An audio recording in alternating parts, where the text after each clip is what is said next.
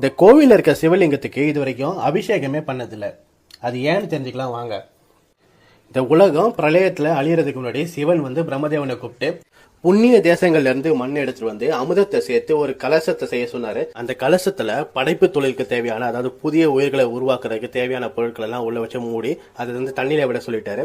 பிரளயம் உலகமே அழிஞ்சு போச்சு. ஆனா அந்த கலசம் மட்டும் அழியல. அந்த கலசத்தை சிவபெருமான் தன்னோட அம்பால உடைக்கிறாரு. உடஞ்சவன அது உள்ள இருக்க அமுதம் கீழே ஊத்துது. கீழே ஊத்தி அந்த மண்ணுல பட்டு அங்கிருந்து ஒரு சிவலிங்கம் உருவாகுது. அப்படி சுயம்புவா உருவான சிவலிங்கம் தான் ஆதி கும்பேஸ்வரர். இந்த ஆதி கும்பேஸ்வரருக்கு சோழர்கள் காலத்துல கோயில் கட்டுறாங்க. இந்த கோயில் 1300 ஆண்டுகளுக்கு முன்னாடி கட்டின கோயில்.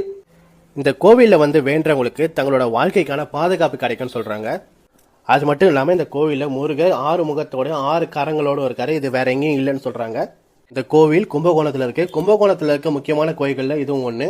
இந்த கோயிலோட பெருமையை பத்தி சொல்லணும்னா நிறைய சொல்லிக்கிட்டே இருக்கலாம். நீங்க இந்த கோயிலுக்கு போயிருக்கீங்க?